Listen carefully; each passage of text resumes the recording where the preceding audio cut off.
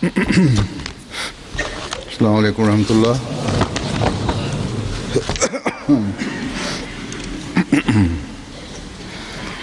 अशहदु अल्ला इलाहा इल्लल्लाह वहदहु ला शरीका लहू وأشهد أن محمدا عبده ورسوله أما بعد فأعوذ بالله من الشيطان الرجيم بسم الله الرحمن الرحيم الحمد لله رب العالمين الرحمن الرحيم مالك يوم الدين إياك نعبد وإياك نستعين اهدنا الصراط المستقيم صراط الذين أنعمت عليهم غير المغضوب عليهم ولا الضالين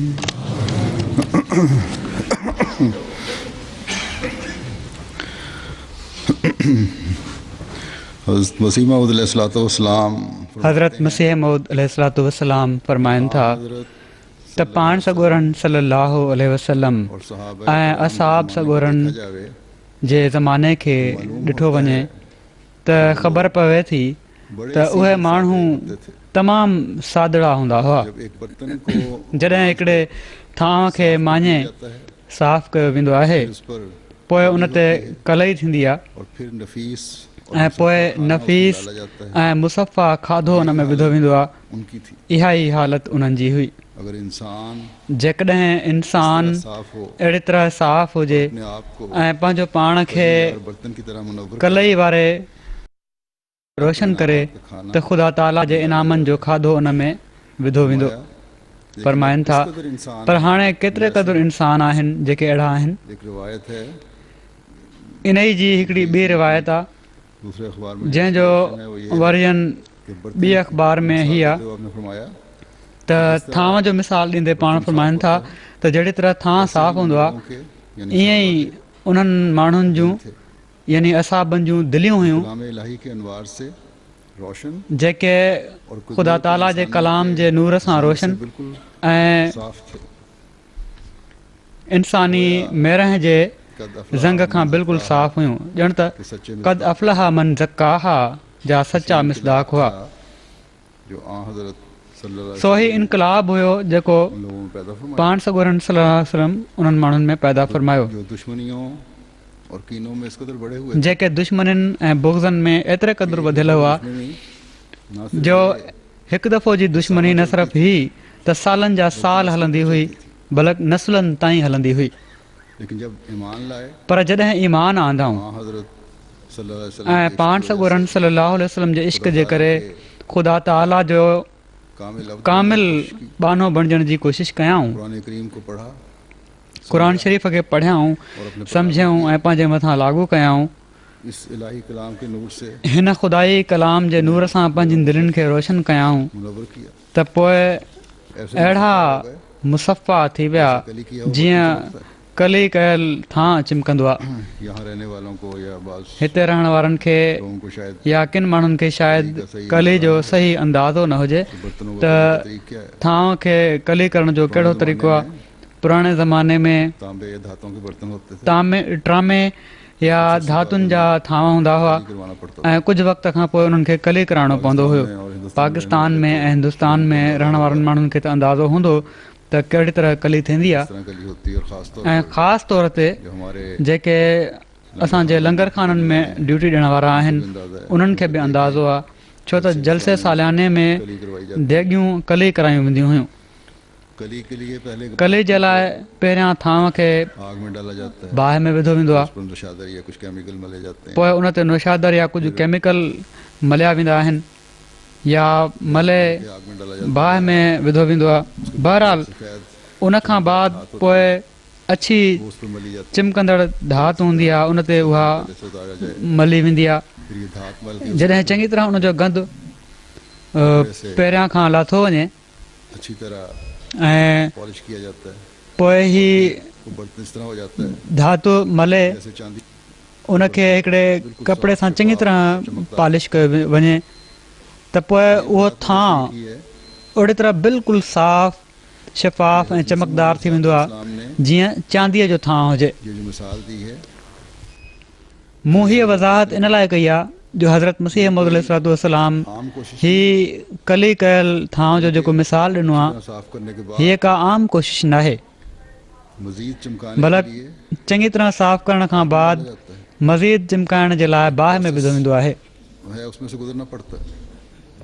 एक अमल हिकिड़ो प्रोसेस आहे उन मां गुज़रणो पवंदो आहे, हिकिड़ो अमल आहे उन मां गुज़रणो पवंदो आहे कि इंसान त संदन ॻाल्हि जो ख़ुलासो हीअ आहे त इंसान या जॾहिं उन मुक़ाम ते पहुचंदो आहे के नूर या पहुचणु चाहींदो आहे, में जॾहिं ख़ुदाई कलाम जे नूर मां सही रंग में मुनवर थिए त हिकिड़ी तकलीफ़ मां, हिकिड़ी महिनत मां मेहनत से गुजरना पड़ता या तकलीफ़ ॾींदड़ महिनत मां गुज़रणो पवंदो आहे। है, तब उस फलाह के मुकाम को हासिल करता है। तॾहिं हिकिड़ो इंसान उन फलाह जे मक़ाम खे हासिल कंदो आहे फलाह जंहिंजी अलाह ताला वज़ाहत फरमाई आहे त उन फलाह हासिल करे वरिती जेको पाक थी वियो। करने की कोशिश हो, जॾहिं नफ़्स जो तज़कियो थिए या इसके लिए एक मेहनत तज़किया नफ़्स करण जी कोशिश हुजे त उन जे लाइ हिकिड़ी महिनत घुरिजंदी आहे। को पहलों से मिलाने के लिए हिन ज़माने में हज़रत मसीह मौद आख़रीन खे भी अॻियनि सां मिलाइण जे लाइ हज़रत मसीह मऊद अलैहिस्सलाम बि जंग आलूद पंहिंजे आका जी ग़ुलामी में करने के इन लाइ मबूस थिया तरीक़ बताकर जो ज़ंग लॻल दिलनि खे मुसफ़ा करण जो तरीक़ो ॿुधाए के नूर से मुनव्वर करते हैं। इन्हनि थांवनि खे कलाम इलाही जे नूर सां मुनवर करे छॾनि। ये मिसालें संदन असहाबनि में असीं जंहिंखे बि ॾिसूं था ही मिसाल असांखे नज़र अचनि था। तक़वा से ज़िंदगी गुजारने उन्हनि जूं दिलियूं नूर सां भरियल हुयूं बस ऐं तक़वा सां ज़िंदगी गुज़ारण वारा हुआ। इसको करके हम अल्लाह ताला का सो ही अमल ई आहे जंहिंखे करे असीं ख़ुदा ताला जो कुर्ब हासिल करे सघूं था, इस बात की मज़ीद पंहिंजे करते हुए नफ़्स जो तज़कियो करे सघूं था। फरमाते हैं इन ॻाल्हि जी मज़ीद वज़ाहत कंदे हिकिड़े हंधि हज़रत मसीह मऊद अलैहिस्सलाम फरमाइनि था त तव्हां माण्हुनि खे सम्झणु घुरिजे त तज़किया नफ़्स छाखे चइबो आहे। सो यादि रखो त हिकिड़े मुस्लमान खे हुकूकुल्लाह ऐं हुकूकुल इबाद खे पूरो करण जे वास्ते हर वक़्तु तयारु रहणु घुरिजे की ज़ात ऐं सिफ़ात में जीअं ज़ुबान सां ख़ुदा ताला खे उन जी ज़ात ऐं सिफ़तुनि में वादहू ला शरीक सम्झे थो, मखलूक अहिड़े ई तरीक़े सां अमली तौर ते उनखे ॾेखारणु घुरिजे और मुलायमत से ऐं उन जी मख़लूक सां हमदर्दी ऐं नरमी सां पेश अचणु घुरिजे हसद और कीना नहीं रखना चाहिए। ऐं पंहिंजे भाइरनि सां कंहिं क़िस्म जो बि बुग़्ज़ हसद ऐं कीनो न रखणु घुरिजे माया ऐं ॿियनि जी गिला करण खां बिल्कुलु अलॻि थी वञणु घुरिजे। दूर की तरह बन जाओ, फरमाइनि था त ख़ुदा ताला फरमाए थो त तव्हां पाण में हिकु वजूद वांगुरु बणिजी वञो। जॾहिं तव्हां हिकु वजूद वांगुरु थी वेंदव उन वक़्तु चई सघंदव त तव्हां पंहिंजे नफ़्सनि जो तज़कियो करे वरितो आहे। फरमाइनि था त दुनिया में इंसान खे जेको बेहिश्त हासिलु थींदो आहे क़द अफ़लाह मन ज़क्काहा ते अमल करण सां मिलंदो आहे। और मग़ज़ हासिल कर लेता है तो खुदा जॾहिं इंसान इबादत जो असुल मफ़हूम ऐं मग़ज़ हासिल करे वठंदो आहे त ख़ुदा ताला जे इनाम ऐं इकराम जो पाक सिलसिलो जारी थी वेंदो आहे ऐं जेके नेमतूं आईंदा मिलेंगी वो आप रूहानी तौर पर बाद यानी जो मरने मरण जे ज़ाहिरी ऐं नज़र ईंदड़ ऐं महसूस तौर ते मिलंदियूं उहे हाणे रूहानी तौर ते हासिलु कंदो आहे। यानी जेके नेमतूं मरण खां पोइ मिलंदियूं आहिनि ऐं जेके महसूस बि थींदियूं उहे रूहानी तौर ते हिन दुनिया में मिली वेंदियूं आहिनि। सो ही उहो असुलु मक़सदु आहे जंहिंजे लाइ हिन ज़माने में हज़रत मसीह मौद अलैहिस्सलातु वस्सलाम आया, त इंसाननि में पाक तब्दीलियूं आणे रूहानी नेमतुनि खे हासिलु करण वारो बनाइनि। अल्लाह ताला हर अहमदी को इस असल और मकसद को समझने की तौफीक अता फरमाए। अल्लाह ताला हर अहमदीअ खे इन बुनियाद ऐं मक़सद खे सम्झण जी तौफ़ीक़ अता फ़रमाए। ख़ुशकिस्मत आहिनि उहे माण्हू जन इन हक़ीक़त खे ॼातो ऐं पंहिंजे नफ़्सनि जे तज़किये जे लाइ कोशिशि कयाऊं ऐं अल्लाह ताला जो कुर्ब पाइण वारा थिया। जहिड़ो की मूं चयो, हज़रत मसीह मौद अलैहिस्सलातु वस्सलाम जे असहाबनि बि पाण सॻोरनि सल्लल्लाहु अलैहि वसल्लम जे असहाबनि जे नक्शे क़दम ते हलंदे पंहिंजे अंदरि ग़ैर मामूली तब्दीलियूं पैदा कयूं मुंतकिल करने की कोशिश ऐं पोइ अॻिते पंहिंजे नसलुनि में बि मुंतकिल करण जी कोशिशि कयाऊं। जिन्होंने इस फैज़ को आगे चलाया। ख़ुशकिस्मत आहिनि उहे नसुल जन इन फैज़ खे अॻिते हलायो। इस वक्त मैं एक ऐसे बुजुर्ग का जिक्र करने लगा हूँ हिन वक़्तु मां हिकिड़े अहिड़े बुज़ुर्ग जी ॻाल्हि करणु लॻो आहियां बाप दादा के नाम को रोशन जन पंहिंजे असहाबी नफ्स की अबे ॾाॾे जे नाले खे रोशन कयो। मसीह मौद अलैहिस्सलाम ने तज़किये नफ़्स जूं वो उस बुजुर्ग में तज़किये नफ़्स जी जन ख़ुसूसियतुनि जो हज़रत मसीह मौद अलैहिस्सलाम ज़िक्र फरमायो आहे। था उहे उन बुज़ुर्ग में असांखे नज़र अचनि थियूं। मुंहिंजो इन बुज़ुर्ग सां तमामु वेझो तालुक़ु हुयो ऐं आहे। जलीलुल क़दर हीअ बुज़ुर्ग हज़रत मसीह मौद अलैहिस्सलातु वस्सलाम जे ॿिनि जलीलुल क़दर असहाबनि जा हुई है। पोटरा ऐं ॾोहिटा हुआ। सैयद दाऊद मुज़फ़्फ़र शाह साहब था। कुझु ॾींहं पहिरियां हिननि जी वफ़ात थी आहे। हिननि जो नालो हज़रत सैयद दाऊद मुज़फ़्फ़र शाह साहिबु हो।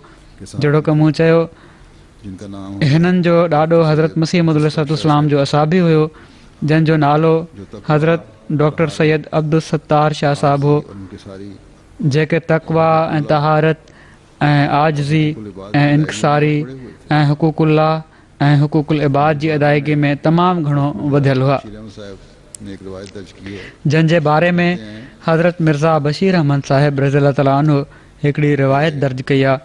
हज़रत मियाँ बशीर अहमद साहिब रज़ियल्लाहु तआला अन्हु लिखनि था मियां बशीर अहमद साहब रज़ियल्लाहु ताला अन्हु लिखते हैं कि हज़रत त सैयद उस्ताद शाह साहब ने हज़रत सैयद अब्दुल सत्तार शाह साहिब ख़ुदि मूंसां बयानु कयो त हिकु दफ़े हज़रत ख़लीफ़ा अव्वल रज़ियल्लाहु तआला अन्हु ॾाढो बीमार थी पिया। मकान में रहते थे। हीअ उन ज़माने जी ॻाल्हि आहे दिया जॾहिं हू हुज़ूर जे घर में रहंदा हुआ। हुज़ूर उस्ताद शाह साहब बकरनि जो सदको ॾिनो। मैं रात को मां उन वक़्तु मौजूदु हुयुसि, यानी डॉक्टर अब्दुल सत्तार शाह साहिबु मौजूदु हुआ। मां राति जो हज़रत ख़लीफ़ा अव्वल वटि ई रहियो हुयुसि। यानी हज़रत मसीह मां राति जो हज़रत ख़लीफ़ा अव्वल वटि ई तरसियुसि ऐं दवा पीआरींदो रहियुसि। सुबुह जो हुज़ूर आया, यानी हज़रत मसीह मौद अलैहिस्सलाम आया। हज़रत ख़लीफ़तुल मसीह अव्वल फरमायो त कुझु सिहत बहितर थी वई हुयनि त हुज़ूर डॉक्टर साहिबु सॼी राति मूं वटि जाॻंदा रहिया आहिनि हुज़ूर अलैहिस्सलाम ऐं दवा वग़ैरह चङी तरह पीआरींदा रहिया आहिनि। हुज़ूर अलैहिस्सलाम ॾाढो ख़ुशि थिया ऐं फरमाइण लॻा, ये बहिश्ती कुंबा है और ये असांखे बि हिननि ते रश्क थो अचे। हीउ बेहिश्ती ख़ानदान आहे। हीउ लफ़्ज़ कुझु भेरो फरमायाऊं। उस्ताद शाह साहब जो सैयद दाऊद मुज़फ़्फ़र शाह साहब के दादा थे। हज़रत डॉक्टर सैयद अब्दुल सत्तार शाह साहिब जेके सैयद दाऊद मुज़फ़्फ़र शाह साहिब जा ॾाॾा हुआ, उन्हनि जे वुसअत हौसला ऐं सब्र जो हिकिड़ो वाक़ियो आहे। पहिरियां बि केतिरा ई भेरा बयानु थी चुको आहे। पाण हिकिड़े शख़्स खे तबलीग करे रहिया हुआ, मस्जिद में वेठा हुआ। उन वक़्तु पाण सरकारी अस्पताल में सिविल सर्जन हुआ ऐं सिविल सर्जन उन ज़माने में वॾो उहिदो सम्झियो वेंदो हुयो। मसीह मौद अलैहिस्सलाम की सदाकत और त उन शख़्स सां जॾहिं हज़रत मसीह मौद अलैहिस्सलाम जी सदाकत ऐं दावा ते बहस थी रहियो हुयो त उन हिकिड़े टाइम में कावड़ में अची पकी मिटी जो कौरो खणी सर फट गया। हिननि ॾांहुं ज़ोर सां उछलियो या मथे ते हयऊं।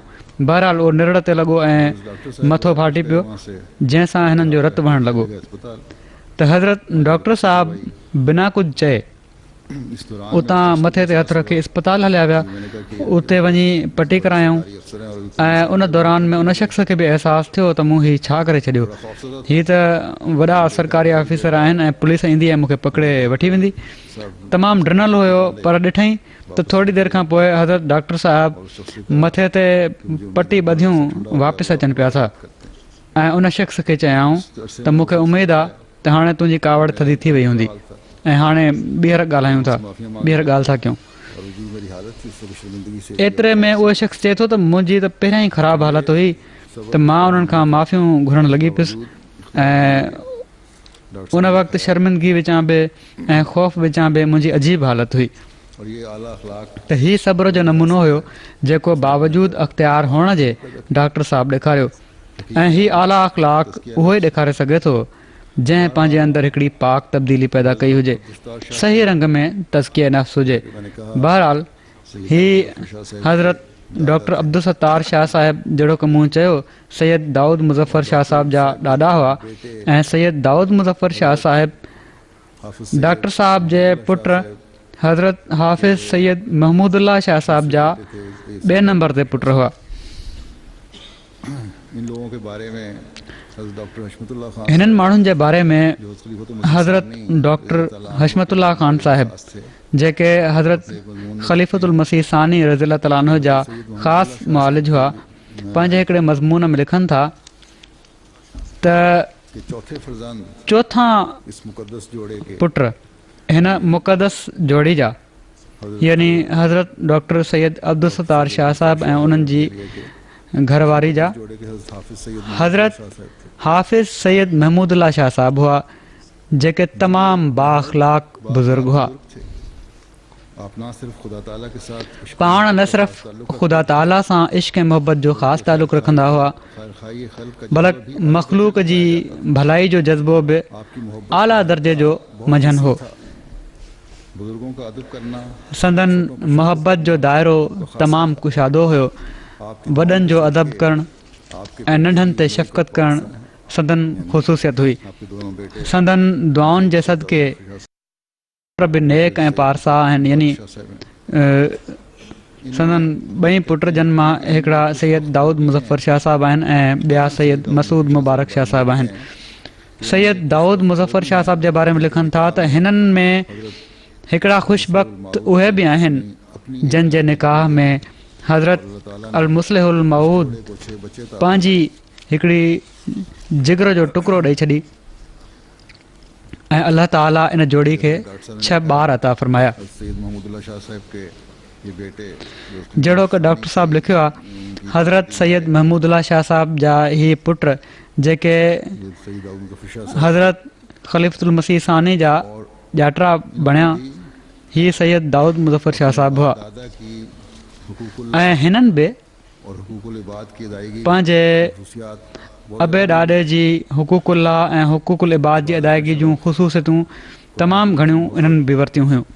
आजिज़ी और इबादत में चाह, हर एक क़ुर शरीफ़ सां मोहबत, अदब और एहतराम आजिज़ी ऐं इंकिसारी, हर हिक सां तमामु अदब ऐं एहतराम सां मिलणु ही संदन ख़ुसूसियत हुई। के अपनी अहलिया के छोटे भाई बल्कि पंहिंजी घरवारी जे नंढनि भाइरनि जी बि ग़ैर मामूली इज़त ऐं एहतराम इन लाइ कंदा हुआ जो हज़रत मुस्लिम मऊद रज़ियल्लाहु तआला अन्हु जा पुट आहिनि। ताल्लुकात में ऊंच नीच हो जाती बाज़ दफ़ा वेझनि तालुकात में लेकिन घटि वधाई थी वेंदी आहे समझते कि जब माहौल ख़राब हो रहा पर जॾहिं बि पाण सम्झंदा हुआ त माहौल ख़राबु थी रहियो आहे त न सिर्फ़ु है छोटों के ख़ामोश थी वेंदा हुआ बल्कि इस तरह सलूक इज्जत और एहतराम के इन्हनि नंढनि सां बि के बाद बड़ी खुश अहिड़ी तरह इज़त ऐं एहतराम जो सलूक कंदा हुआ या जो ॻाल्हि तमामु सुहिणे नमूने सां ख़तमु थी वेंदी हुई बल्कि मैंने देखा है या उतां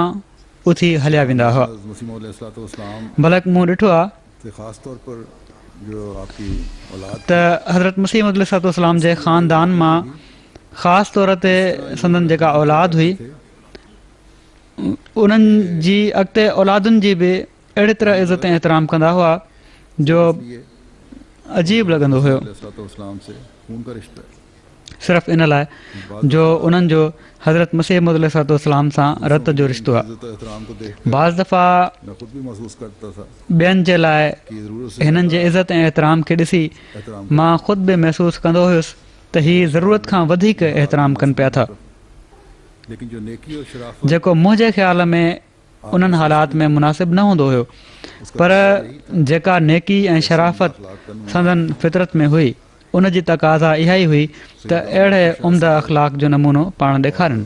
उनकी सैयद दाऊद मुज़फ़र शाह साहिब ऐं उन्हनि जी घरवारी सैयदा अमतुल हकीम बेगम साहिबा, ही ॿई अल्लाह मिलाई जोड़ी थी। अहिड़ी जोड़ी हुआ जेका अलाह जी मिलायल हुई। आने से मैं नेकिन खे बजाइण में एक दूसरे से ऐं आला अख़लाक ॾेखारण में ही ॿई हिक ॿिए खां वधण जी कोशिशि कंदा हुआ। मियां बीवी की आम तौर ते असीं ॾिसंदा आहियूं त घरनि में ज़ाल मुड़ुस जी बाज़ दफ़ा इन लाइ बि अणबण थी वेंदी आहे जो त हीउ ख़र्चु छो थी वियो, हू ख़र्चु छो थी वियो। इन दुनियावी खर्चों की तरफ तो हिन जोड़ीअ जी दुनियावी खर्चों की तरफ हिन दुनिया जे ख़र्चनि ॾांहुं मैंने देखा त सोच ई कोन हुई। ये इनकी कोशिश मूं ॾिठो आहे त हिननि जी कोशिश हूंदी हुई किसी ज़रूरतमंद की मदद की जाए। त कीअं कंहिं ज़रूरतमंद जी मियां ने कोई मदद कजे। तो बीवी कहती कि और कर दे जेकॾहिं मुड़ुस का मदद कई आहे त घरवारी चवंदी हुई त अञा करणु घुरिजे हा। जेकॾहिं घरवारी कई आहे त मुड़ुसु चवंदो हुयो त जेकॾहिं मूं वटि अञा माल हुजे हा त मां अञा बि ॾेई छॾियां हा। शाह साहब ने खुद बयान किया, हज़रत सैयद दाऊद मुज़फ़र शाह साहिब सईद अहमद ख़ुदि बयानु कयो जिनकी 8-9 त साल वफ़ात हुई है, सैयदा अमतुल हकीम बेगम साहिबा जंहिंजी 8-9 साल पहिरियां वफ़ात थी आहे, आके कहती हैं वफ़ात खां बाद कि फलां हू केतिरा ई भेरा मूंखे ख्वाब में अची चवे थी त फलाणे ग़रीब जी हेतिरी मदद करे छॾ अमलन पूरा ऐं फलाणे खे हेतिरो सदको ॾेई छॾ, ऐं शाह साहिबु फ़ौरन की आमद होती थी उनखे अमलन पूरो करे छॾींदा हुआ। करते थे। जेका बि उन्हनि जी कमाई हूंदी हुई पाण ते त घटि ख़र्चु कंदा हुआ, ॿियनि खे ॾेई छॾींदा हुआ। दोनों मियां बीवी को मैंने देखा है और भी बाद लोगों ने मुझे बताया है। ॿिन्ही ज़ाल मुड़ुस खे मूं ॾिठो आहे ऐं किन माण्हुनि बि मूंखे ॿुधायो आहे त उन्हनि वटि जेकॾहिं हज़ारे बि ईंदा हुआ त हज़ारे ई विरिहाए छॾींदा हुआ। मैंने जब उनकी ज़मीनों का इंतजाम मूं जॾहिं जैसे उन्हनि जी ज़मीनुनि जो इंतज़ाम संभालियो आहे कि साल की गंदम त जीअं असांजे ज़िमीदारनि जो तरीक़ो हूंदो आहे त जमा कर ली जाती साल जी कणिक चांवर वग़ैरह पहले साल फसल लहण खां पोइ घर जे ख़र्च जे लाइ गंदम चाहिए गॾु कई वेंदी आहे। तो उन्होंने त पहिरें साल जॾहिं मूं सैयदा अमतुल हकीम साहिबा खां पुछियो त घणी कणिक घुरिजेव त उन्हनि मूंखे चयो त 120 मण। यही खर्च है। मूं चयो त तव्हांजे घर जो ख़र्चु त वधि में वधि 20-25-30 मण हूंदो। लोगों के सालाना गंदम त उन चयो त मुंहिंजो इहो ई ख़र्चु आहे, छो त मूंखे केतिरनि ई ग़रीबनि खे बि कणिक ॾियणी हूंदी आहे। केतिरनि ई माण्हुनि जी साल जी कणिक उन्हनि लॻाई हुई। मेरे खालू भी थे, इहो ई हाल हज़रत शाह साहिब जो हो। उनकी बेशुमार सैयद दाऊद मुज़फ़र शाह साहिब मुंहिंजा मासड़ बि हुआ ऐं सोहरा बि। या अपनी खाला की उन्हनि जूं तमामु घणियूं ख़ूबियूं हुयूं।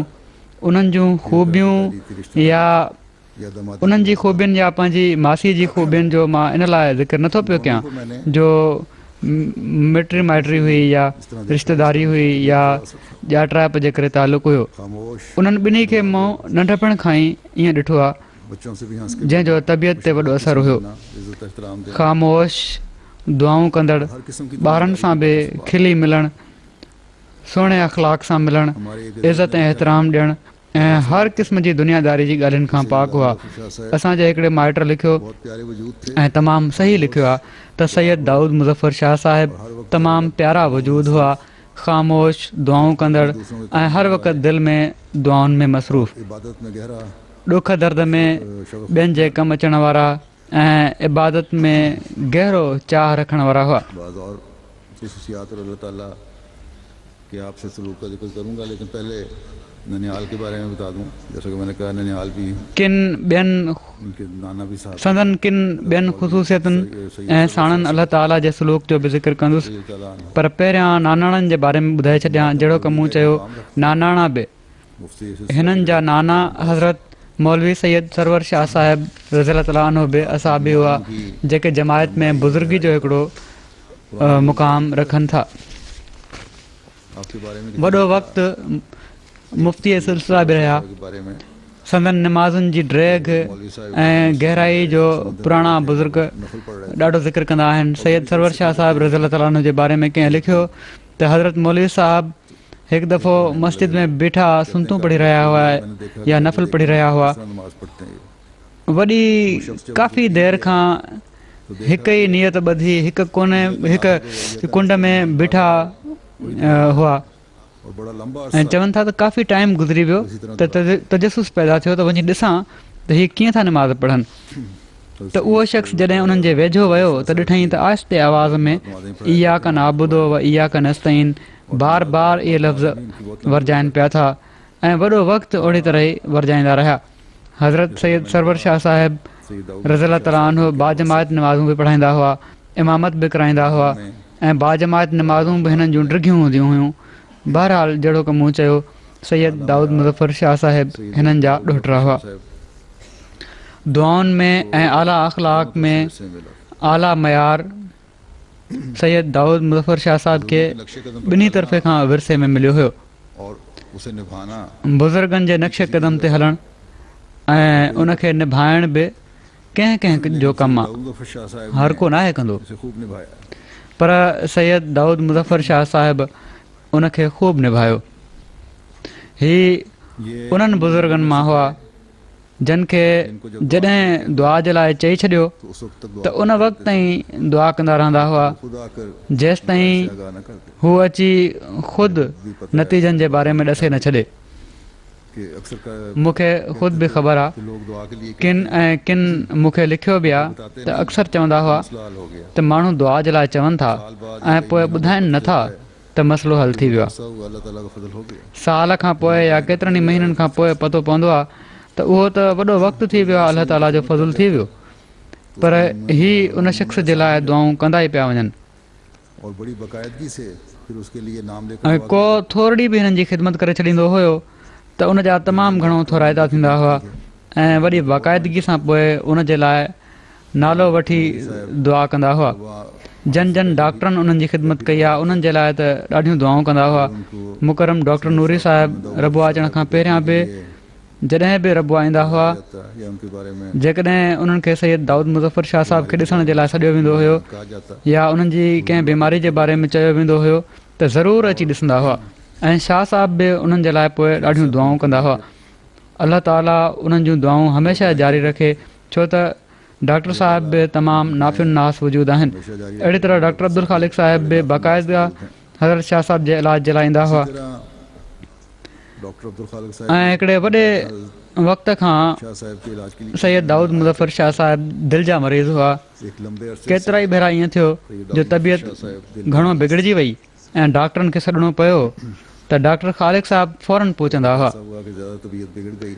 डॉक्टर ख़ालिक़ साहिबु मूंखे लिखियो त जॾहिं बि मां उन्हनि जी बीमारी में वेंदो हुयुसि या उहे इस्पताल में दाख़िल थींदा हुआ त हमेशह डॉक्टर साहिब खे चवंदा हुआ त डॉक्टर साहिबु दुआ कयो त कॾहिं बि अहिड़ो टाइम न अचे जॾहिं दुआ ऐं इबादत खां महरूम रहिजी वञा ऐं मुंहिंजो अंजाम बख़ैर थिए। दुआ और इबादत से महरूम रह जाऊं और मेरा अंजाम बखैर।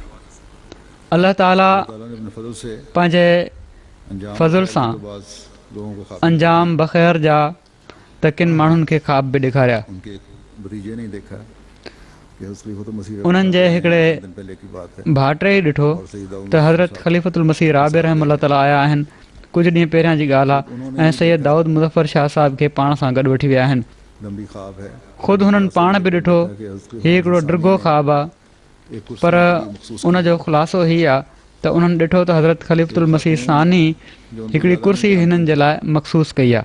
उन्होंने देखा हिकिड़ी औरत जेका हिननि खे घणो न सुञाणींदी हुई उन बि ॾिठो जंहिंजो ख़ुलासो हीउ आहे हिकिड़ो ड्रिगो ख्वाबु आहे त उन्हनि जी दिलि में उन औरत जी दिलि में ख्वाब में ई ॿुधो वञे थो त शाह साहिबु हिकिड़ा वॾा बुज़ुर्ग आहिनि, अहिड़ा बुज़ुर्ग जंहिंजो ख़ुदा ताला वटि हिकिड़ो वॾो मक़ाम आहे। एक दफ़ा ये ख्वाब देखी कि उनकी अहलिया ख़ुदि बि उन्हनि हिकु दफ़ो हीउ ख्वाबु ॾिठो त उन्हनि जी घरवारी सैयदा अम्तुल हकीम बेगम साहिबा आपको कहती हैं हिकिड़ी जॻह ते आहे जेका तमामु मथां ई जॻह आहे, किसी फरिश्ते ने या उहा उते तमामु ख़ुशि आहे ऐं हिननि खे बि चए थी त तव्हां बि हलिया अचो। कि ये त इन ते फ़रिश्ते या ख़ुदा ताला चयो, आवाज़ु अचे थो त हीउ अञा न ईंदो, छो त हिन अञा कुझु दुआऊं घुरणियूं आहिनि।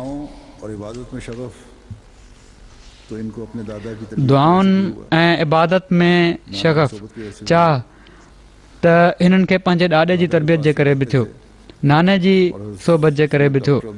ॾाॾे वटि ई रहंदा हुआ। उम्र में जब हज़रत सैयद डॉक्टर अब्दुल सत्तार शाह साहिबु आख़िरी उमिरि में जॾहिं तमामु घणो कमज़ोर थी विया त पाण निमाज़ुनि जे लाइ मस्जिद न वेंदा हुआ, बल्कि घर ते घर में ई निमाज़ बाजमात जो एतमाम फ़रमाईंदा हुआ ऐं सैयद दाऊद मुज़फ़र शाह साहिब खां इमामत कराईंदा हुआ।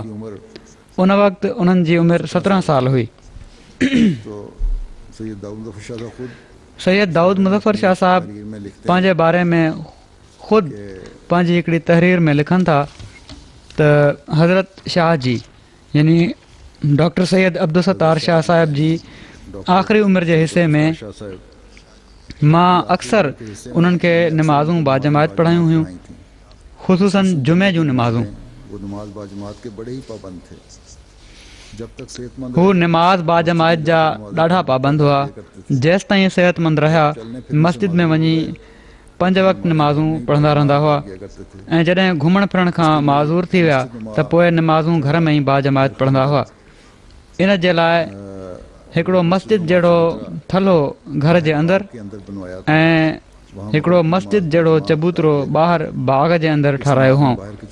उते सजरत जी निमाज़ बाजमात पढ़ंदा हुआ। इन निमाज़ में ॿाहिरि जा कुझु दोस्त अची शरीक थींदा हुआ। सजरत जी निमाज़ खां बाद उमूमन रोज़ानो हज़रत शाह जी हज़रत मसीह मौद अलैहिस्सलाम जूं नज़मूं ॿुधाईंदा हुआ। शाह साहिबु लिखनि था त हिकु दफ़ो जुमे जी निमाज़ मूं न पढ़ाई ऐं मस्जिद अक्सा में पढ़णु हलियो वियुसि। वापसि आयुमि त हज़रत शाह जी ॾाढो नाराज़ थिया, चवणु लॻा त तूं मूंखे निमाज़ नाहे पढ़ाई, तुंहिंजो पीउ ईंदो यानी उन्हनि जा वालिद सैयद महमूद अला शाह साहिबु जेके अफ्रीका में हुआ त मां तुंहिंजी शिकायत कंदुसि। उन खां बाद पोइ शाह साहिबु यानी हज़रत डॉक्टर सैयद अब्दुल सत्तार शाह साहिबु कुझु वक़्त खां पोइ ई फ़ौत थी विया हुआ। सैयद दाऊद मुज़फ़र शाह साहिब सां ख़ुदा ताला जो हिकिड़ो ख़ासि सलूक हुयो। दुनिया उन्हनि जो मक़सूद न हुयो, तंहिं करे का ग़ैर मामूली माली कुशादगी त बेशक न हुई, जेको हुयो उन ते बि शुक्र हुयो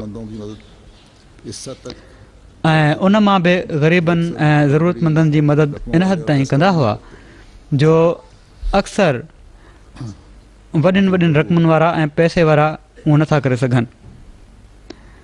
उन्हनि जी हिकिड़ी नुंहुं जेका उन्हनि सां गॾु रहंदी हुई, उन्हनि जे पुट सुहैब जी घरवारी चवनि थियूं त जॾहिं बि का रक़म ईंदी हुई त आख़िरी उमिरि में नज़र जी घणी कमज़ोरी जे करे पाण हिसाब किताब न लिखी सघंदा हुआ, तंहिं करे मूंखां यानी पंहिंजी नुंहं खां हिसाब कराईंदा हुआ ऐं फ़रमाईंदा हुआ त पहिरियां त वसियत जो हिसो कढ, पोइ यतीमनि जो कुझु हिसो कढ ऐं पोइ ग़रीब शागिर्दनि जो हिसो कढ ऐं लाचार मरीज़नि जे इलाज जे लाइ कढ। उन खां बाद जेकॾहिं का रक़म बची वई आहे त पंहिंजी ज़रूरत जे लाइ रखंदा हुआ। ऐं ॿियो मूंखे बि ख़बर आहे त जमायती तहरीकुनि में वक़फ़े जदीद, तहरीक जदीद ऐं ॿियनि तहरीकुनि में तमामु अॻिते वधी सदी हिसो वठंदा हुआ। हिननि जा ॿार ॿुधाइनि था त केतिरा ई भेरा ईअं थियो जो ॿारनि खां पुछंदा हुआ त तव्हांखे का परेशानी आहे, जॾहिं त उन्हनि जे साम्हूं का ॻाल्हि नथी हूंदी हुई ऐं कुझु सालनि खां नज़र बि जहिड़ो की मूं चयो एतिरी कमज़ोर थी वई हुई जो चहिरे जे तासुरात मां बि ॾिसी अंदाज़ो न लॻाए सघंदा हुआ त कहिड़ी परेशानी आहे। बल्कि हिननि जे पुट महमूद मूंखे लिखियो त बाज़ दफ़ा परेशानी जा हालात हूंदा हुआ त 1-2 ॾींहंनि खां पोइ अब्बा पुछंदा हुआ त फलाणे शख़्स खां का तकलीफ़ त न थी पहुती ऐं हीअ अहिड़ियूं ॻाल्हियूं हूंदियूं हुयूं जेके हक़ीक़त में सच हूंदियूं हुयूं ऐं सवाइ ख़ुदा जे उन्हनि खे ॿियो को न ॿुधाए सघंदो हुयो। ऐं पोइ खेनि दुआ जी तहरीक थींदी हुई जंहिंसां सहूलियतूं पैदा थी वेंदियूं हुयूं।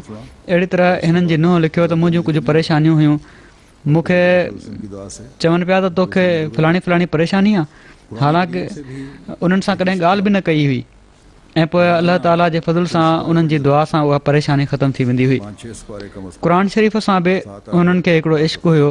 रोज़ानो केतिरा ई सिपारा पढ़ी वेंदा हुआ, 5-6 सिपारा घटि में घटि, बल्कि बाज़ दफ़ा 7-8, की नज़र कमज़ोर ऐं इन जे करे हिकिड़ो वॾो हिसो यादि बि हुयुनि। मैं ज़्यादा कुरान करीम पढ़ नहीं सकता। मूंखे हिकु दफ़ो रमज़ान में चवणु लॻा त नज़र कमज़ोर थी रही आहे, अखियुनि ते ॾाढो बोझ थो पए, हाणे मां वधीक क़ुर शरीफ़ नथो पढ़ी सघां, जंहिंजी मूंखे ॾाढी तकलीफ़ आहे। त मां पंहिंजे ख़्याल में वॾो टपो ॾेई चयुमि त कहिड़ो फ़र्क़ु थो पवे, हिकु ॿ सिपारा त तव्हां हाणे बि पढ़ी वठंदा हूंदो। त चवनि था न, अञा बि इन हालत में बि मां 3-4 सिपारा त पढ़ी वठंदो आहियां।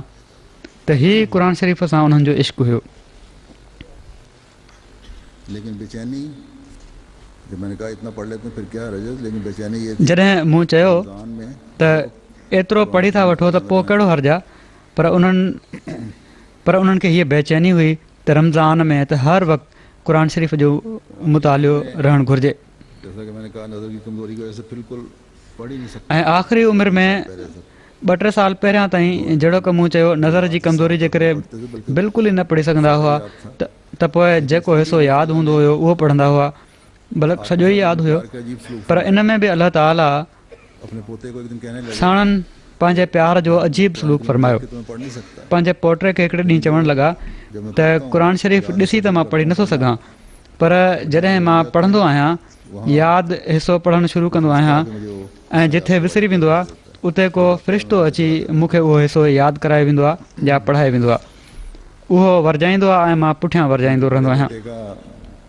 मकान रबा में बन रहा था, उन्हनि जे वॾे पुट जो घर रबुआ में ठही रहियो हुयो, त बार बार पंहिंजे ॿारनि खां पुछनि पिया त केसि ताईं पहुतो आहे।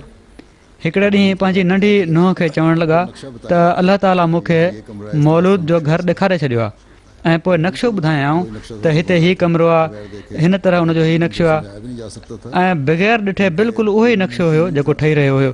समझाया जा उन्हनि खे सम्झाए त न पियो सघिजे, नज़र भी पर छो त हीउ मुमकिन ई न हुयो त सम्झाए सघिजे। को उन्हनि खे सम्झाए सघे त कहिड़ी तरह हीउ नक्शो आहे, छो त नज़र बि तमामु कमज़ोर हुई। उसके लिए बहुत दुआ करते। उन्हनि जे ॿारनि जे हवाले जेको बि जमायती कमु थींदो हुयो उन जे लाइ ॾाढी दुआ कंदा हुआ। ताल्लुक़ पैदा हो गया था। मेरे ज़ाती मूंसां बि ॼातिरो हुअण जे करे हिकिड़ो ख़ासि तालुक़ु पैदा थी वियो हुयो। मुंहिंजे ज़ाती ऐं जमायती कमनि जे लाइ बि ॾाढियूं दुआऊं कंदा हुआ, ऐं ख़िलाफ़त खां बाद त इन तालुक़ में हिकिड़ी अक़ीदत, एतिराम ऐं दुआउनि जे लाइ तमामु घणो दर्द पैदा थी वियो हुयो। दुआ किया करते थे। जलसन, तक़रीरुनि वग़ैरह जी कामयाबियुनि जे लाइ ॾाढी दुआ कंदा हुआ। अहिड़ा बुज़ुर्ग हुआ जंहिंजी दुआउनि जी क़बूलियत जो अहसासु थी रहियो हूंदो हुयो। के साथ मेरी दुआ हर दौरे ते हिकिड़ी ख़ासि तवजो सां मुंहिंजे लाइ दुआ कंदा हुआ। के बाज़ खुदाम जो हमारे अजीज़ों में से हैं, असांजे महले जा कुझु ख़ुदाम जेके असांजे माइटनि ॿारनि मां ई हुआ, राति जो महले जी ड्यूटियूं ॾींदा हुआ। 74 में हालात ख़राबु थिया या 74 में शायदि ही सिंध हुआ, ख़ासि तौर ते 84 में जॾहिं हालात वधीक ख़राबु थिया त राति जो महले में ड्यूटियूं हूंदियूं हुयूं। चाय की आदत थी, चाय पिया करते थे। छोकिरनि खे जाॻण जे लाइ चांहि जी आदत हुई, चांहि पीअंदा हुआ। त हिननि जो घरु हर वक़्तु खुलियलु हूंदो हुयो।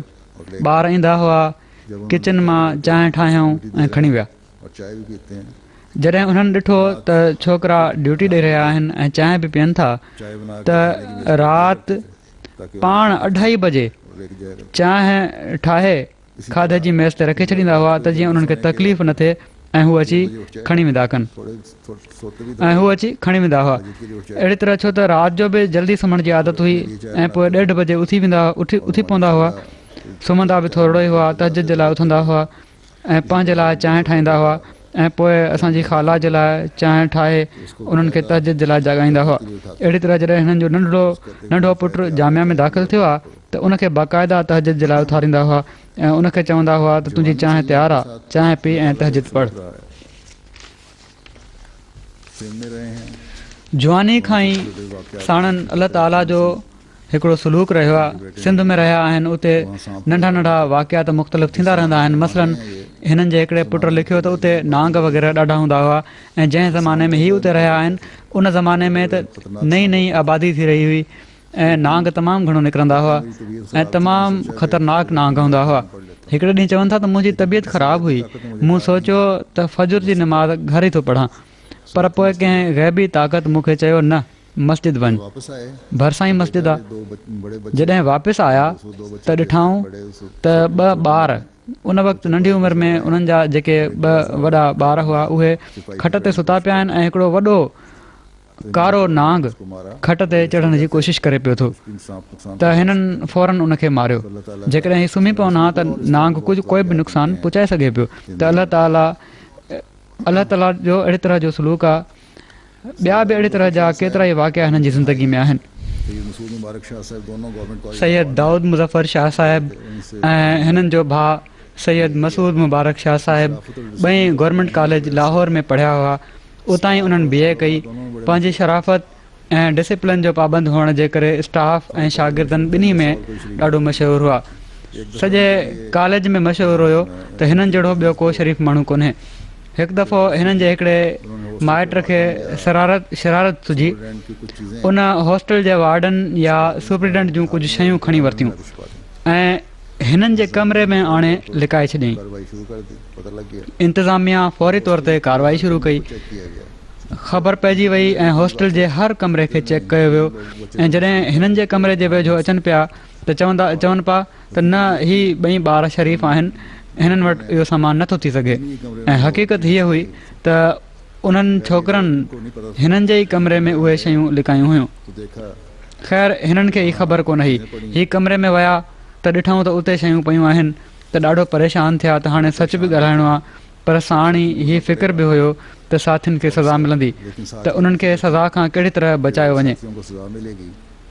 चवनि था जॾहिं चेकिंग ख़तमु थी त जल्दी सां सामान हिननि खयो ऐं हॉस्टल जे सुप्रिटेंडेंट जे कमरे में वञी रखे छॾियऊं। बहरहाल चवनि था त शुक्र आहे इंतिज़ामिया मज़ीद तहक़ीक़ न कई, छो त इंतिज़ामिया खे ॿिन्ही भाइरनि जी शराफ़त ते ॾाढो यकीन हुयो, न त हिननि खे त सच ॻाल्हाइणो ई हुयो। ऐं जंहिं माइट ते हिननि खे शक हुयो उनजो नालो अची वञिणो हुयो ऐं उनखे सज़ा मिलणी हुई। जहिड़ो की मूं चयो त उन्हनि गवर्नमेंट कॉलेज मां BA करण खां बाद पोइ हज़रत मुस्लिम मऊद रज़ी ताला अन्हु जी तहरीक ते 1944 में ज़िंदगी वक़्फ़ करण जो ख़त लिखियो।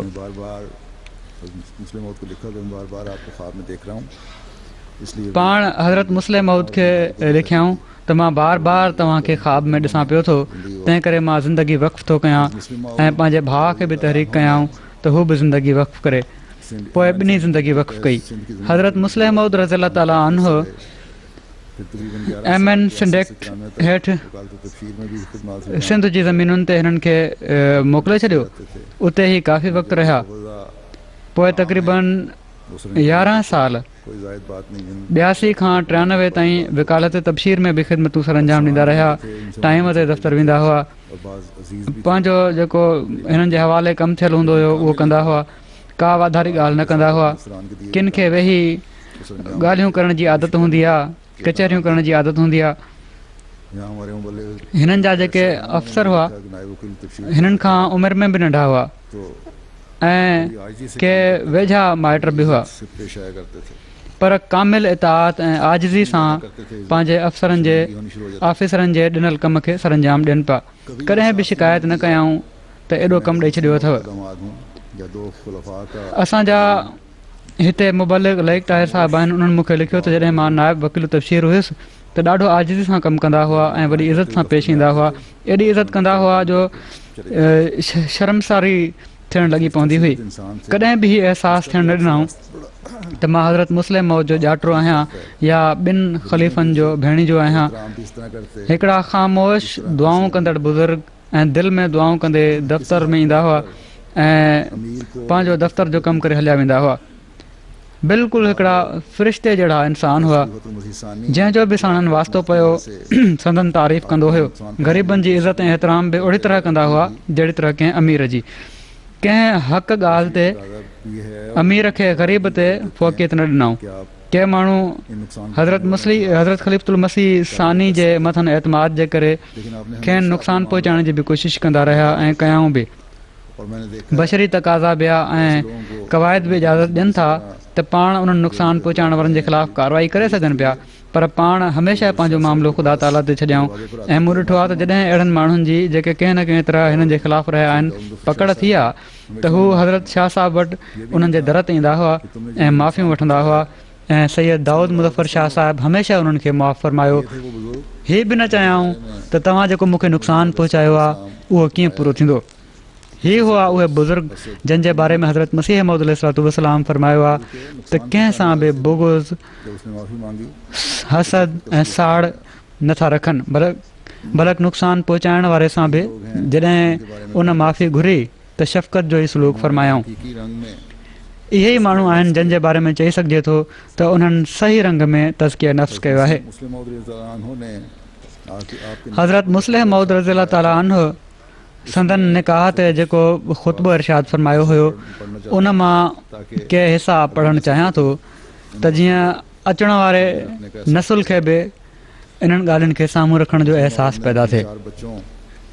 हज़रत मुस्लिह मौद रज़ियल्लाहु ताला अन्हु पंहिंजे 4 ॿारनि जो निकाह पढ़ायो, जिन मां हिकिड़ी संदन धीउ सैयद दाऊद मुज़फ़र साहिब जी घरवारी बि हुई। सैयद दाऊद मुज़फ़र शाह साहिब जी घरवारी हुई। पाण ख़ुतबो हिन तरह शुरू फ़रमायाऊं, दुनिया में सभिनी खां क़ीमती वजूद रसूल करीम सल्लल्लाहु अलैहि वसल्लम आहिनि। ज़माने जे गुज़रण ऐं हालात जे मटिजी वञण जे करे शयुनि जी उहा अहमियत बाक़ी नाहे रहंदी जेका अहमियत जो उन्हनि हालात जी मौजूदगी ऐं उन्हनि जे इल्म सां हूंदी आहे। रसूल करीम सल्लल्लाहु अलैहि वसल्लम जॾहिं महबूस थिया उन वक़्तु दुनिया जी जेका हालत हुई उन जो अंदाज़ो अॼु माण्हू नथा करे सघनि। जेकॾहिं रसूल करीम सल्लल्लाहु अलैहि वसल्लम खे ख़ुदा ताला महबूस न फ़रमाए हा त अॼु दुनिया में दीन जी माना हीअ सम्झी वञे हा त किन इंसाननि जी पूॼा करे वरिती, क़बरुनि जी पूॼा करे वरिती, बुतनि जी पूॼा करे वरिती। कानून अख़लाक खे दुनिया में का क़ीमत हासिल न हुजे हा, मज़हब का गॾियल जाखोड़ वारी शइ न हुजे हा, ख़ुदा सां इंसान ज़ात जो तालुक़ पैदा थियणु बिल्कुलु नामुमकिन हुजे हा, बल्कि अहिड़े तालुक़ खे बेदीनी ऐं लामज़हबी करार ॾिनो वञे हा। इंसान ज़ात जे मुख़्तलिफ़ हिसनि जे हक़नि जी का हिफ़ाज़त न हुजे हा, औरतूं ओड़ी तरह ई ग़ुलामी जी ज़िंदगी गुज़ारे रहियूं हुजनि हा, बुतनि खे ओड़ी तरह ई पूॼो पियो वञे हा, ख़ुदा ताला ओड़ी तरह ई मतरूक हुजे हा, ग़ुलामी ओड़ी तरह ई क़ाइमु हुजे हा, ॾे वठि जे मामलनि में ओड़ी तरह ई ज़ुल्म ऐं ज़्यादती जी हुक्मरानी हुजे हा। मक़सदु दुनिया अॼु उहा न हुजे हा जेका अॼु आहे। उन खां बाद कुझु हिसो मां छॾियां थो। हीउ बयानु करण खां बाद पोइ अॻिते पाण फ़रमाइनि था, दुनिया में जेके कौल ऐं जेके ॻाल्हियूं माण्हुनि चयूं आहिनि उन्हनि मां रास्तबाज़ी जे आला मयार ते पहुतल उहा ॻाल्हि आहे जेका हसान रसूल करीम सल्लल्लाहु अलैहि वसल्लम जे बारे में चई, कुंत सवाद अल नाज़िरी फ़अमिया अलयन नाज़िरू मन शाबादक फलियमुत फ़अलैक कुंतो हाज़िरू। रसूल करीम सल्लल्लाहु अलैहि वसल्लम जी वफ़ात महल हज़रत हसान रज़ियल्लाहु तआला अन्हु चयो, कुंत सवाद अल नाज़िरी, तूं मुंहिंजी अखि जी माणकी हुएं, फ़अमिया अलयन नाज़िरू, सो तुंहिंजे मौत सां अॼु मुंहिंजूं अखियूं अंधियूं थी वियूं आहिनि। मन शाबादक फलियमुत, हाणे तुंहिंजे मरण खां बाद जंहिंखे वणे सो मरे, फ़अलैक कुंतो हाज़िरू, मां त तुंहिंजे ई मौत खां ॾियां पियो। कंहिं ॿिए जो मौत मूं ते कंहिं ॿिए जे मौत जो मूं ते असरु नथो थी सघे। हज़रत मुस्लिम मौद रज़ियल्लाहु ताला अन्हु फ़रमाइनि था, हिन शेर जी माना जी अज़मत जो इन ॻाल्हि मां पतो लॻे थो जंहिंखे माण्हू नज़रअंदाज़ करे सघनि था त इन शेर खे चवण वारो हिकिड़ो नाबीनो शख़्स हुयो। जेकॾहिं हिकिड़ो ॾिसंदड़ शख़्स इहो शेर चए हा त उहो हिकिड़ो सिर्फ़ु शाइराणो मज़ाक़ ऐं हिकिड़ो अदबी लतीफ़ो चवराए सघे पियो, मगर हिन शेर जे हिकिड़े नाबीने शख़्स जे वात मां निकिरण जे करे इन जी हक़ीक़त बिल्कुलु मटिजी वञे थी। यानी हज़रत हसान हिन शेर में हीअ दावा कनि था त जॾहिं रसूल करीम सल्लल्लाहु अलैहि वसल्लम ज़िंदा हुआ त बावजूदि इन जे जो मुंहिंजूं ज़ाहिरी अखियूं न हुयूं पोइ बि मां ॾिसंदड़ ई हुयुसि। मुंहिंजूं जिस्मानी अखियूं न हुअण जे करे माण्हू मूंखे अंधो सम्झनि पिया, पर मां पंहिंजो पाण खे अंधो न पियो सम्झां, छो त रसूल करीम सल्लल्लाहु अलैहि वसल्लम जे ज़रिए मूंखे दुनिया नज़र अचे पई। ऐं हाणे बि माण्हू हीअ सम्झनि था मगर अल्लाह ताला के त मां ओढ़ो ई आहियां, हालांकि मां ओढ़ो न आहियां। से जुदा हो गए। पहिरियां मां ॾिसां पियो ऐं हाणे मां अंधो थी वियो आहियां त रसूल करीम सल्लल्लाहु अलैहि वसल्लम दुनिया में सभिनी खां क़ीमती वजूद हुआ, मगर अल्लाह ताला जे कानून मातहत पाण बि आख़िर हिकिड़े ॾींहुं दुनिया मां जुदा थी विया।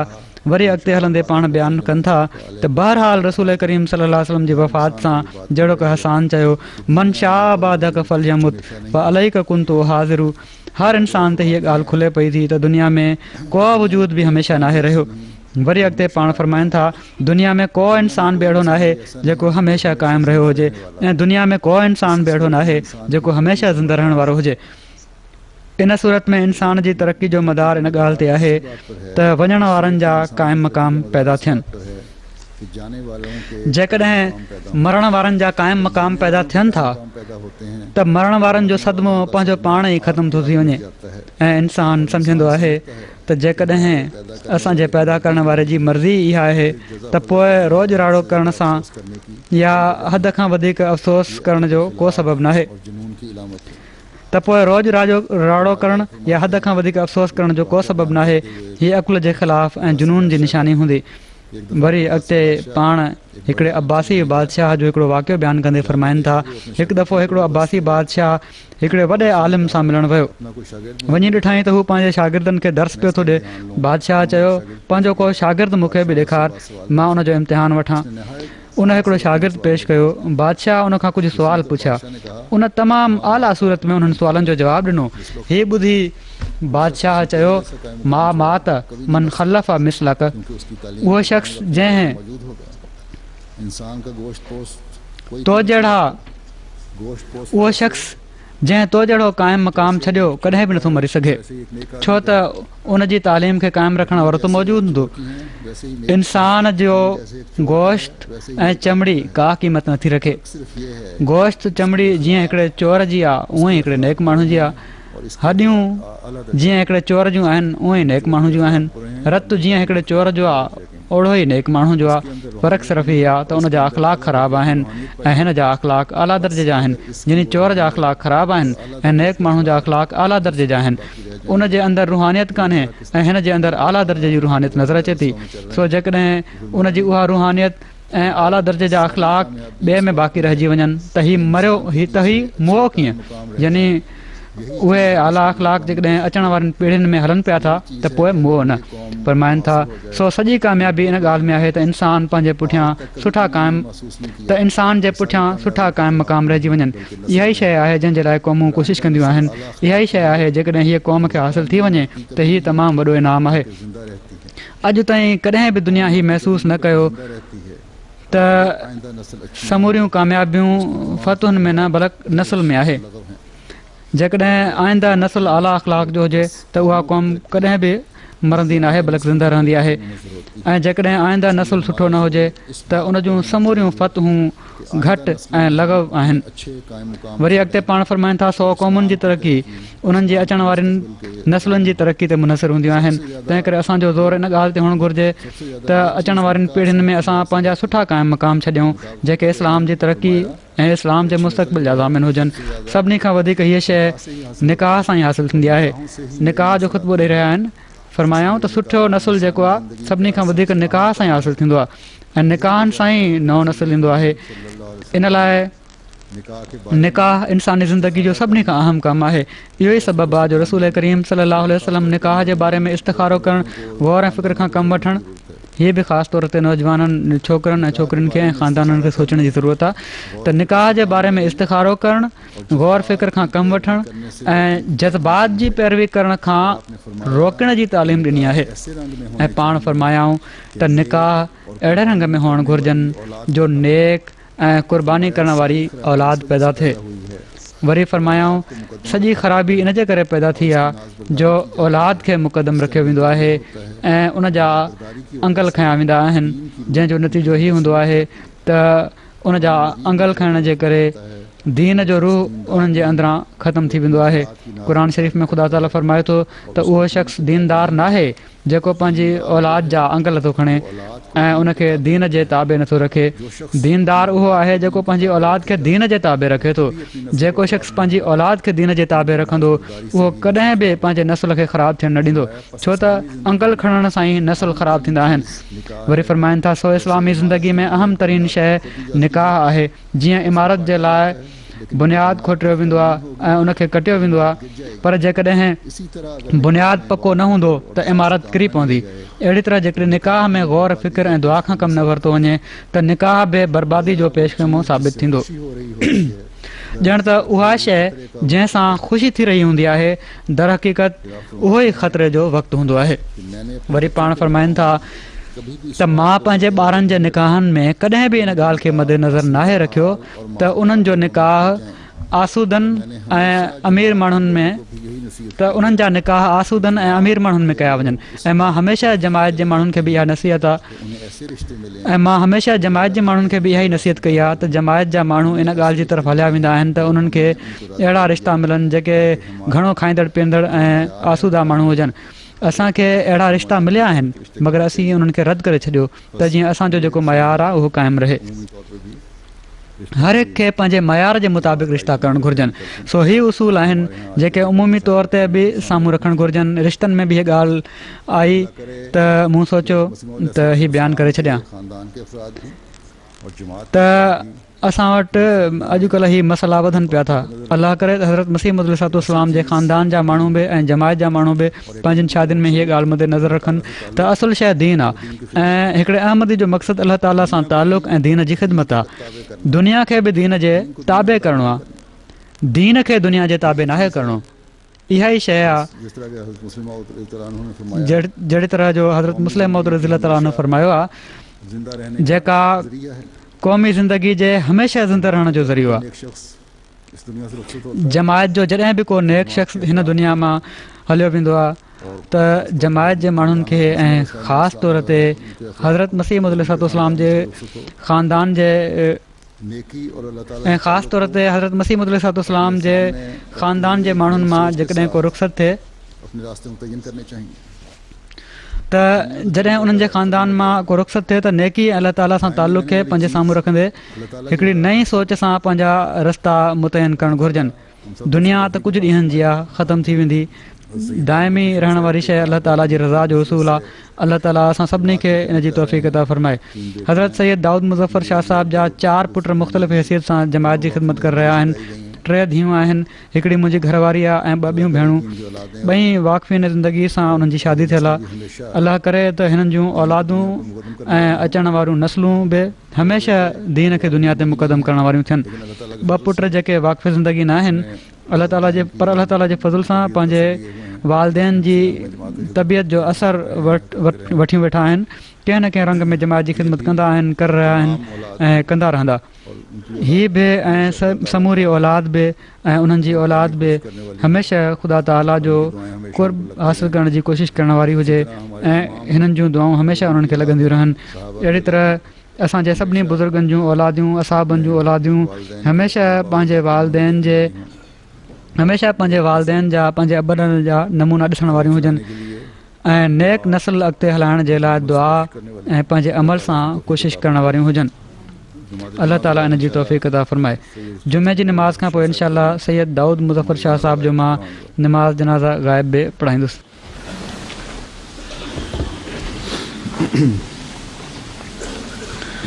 अल्हम्दुलिल्लाह नहमदुहु व नस्तईनुहु व नस्तगफिरुहु व नु'मिनु बिही व नतवक्कलु अलैहि व नऊज़ु बिल्लाहि मिन शुरूरि अनफुसिना व मिन सय्यिआति अअमालिना। मन यहदिहिल्लाहु फला मुदिल्ल लहु व मन युद्लिल्हु फला हादिय लहु व नशहदु अन ला इलाहा इल्लल्लाह व नशहदु अन्ना मुहम्मदन अब्दुहु व रसूलुहु। عباد الله رحمكم الله إن الله يأمر بالعدل والإحسان وإيتاء ذي القربى وينهى عن الفحشاء والمنكر والبغي يعظكم لعلكم تذكرون اذكروا الله يذكركم وادعوه يستجب لكم ولذكر الله أكبر